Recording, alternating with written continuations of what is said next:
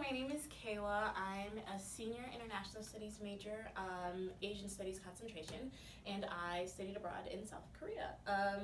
So I chose to study abroad in general just because I've always been really interested in people, cultures, and things like that, and I thought it would be a really good opportunity for me to basically throw myself into a completely different culture and to experience something new and to grow as a person, and that's exactly what study abroad did for me. Okay, so when I studied abroad with CAEE Seoul, they had two options. So you could either live on campus, on the Yotse campus, or you could do a homestay.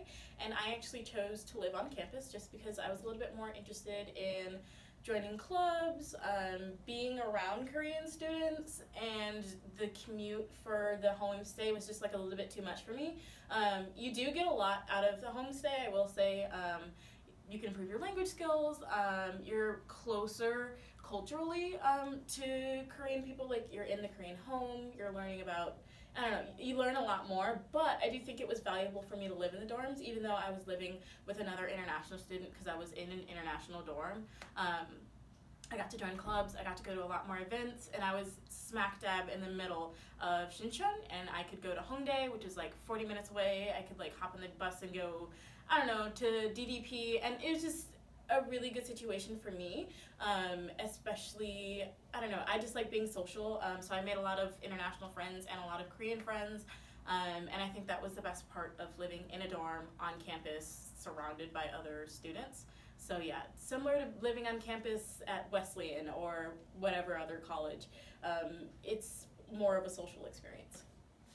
Okay, so my best tip for preparing to study abroad, and this might sound really cheesy, make a list. I'm a list person, but like on one side you're gonna want to put things that you want in your study abroad experience, on the other side things that you don't want. And I made my other friend do this, and she ended up going to China and having a really good experience. But so for me personally, what I wanted, I was like, I didn't want to be in like rural countryside, didn't want to do a homestay, I didn't want to do like a lot of different things. And so on my wanted, it was like I wanted to be in a city that was close to or had easy transportation to get to other places, that had a lot of things to do. I wanted to be around other students, student life, people my age, and I wanted to be able to have my own space to be free to come and go, because when you live with a family, it's a little bit more, I don't know, you have a little bit more rules. Sometimes you live with kids, and so you're a little bit more restrained. And so yeah, I did that and I created my list. I definitely was like good food, I don't know, warm climate, and so I went in the spring instead of the winter, and so like things like that will help you determine when you want to study abroad, where you want to study abroad, and once you figure that out, then you're golden.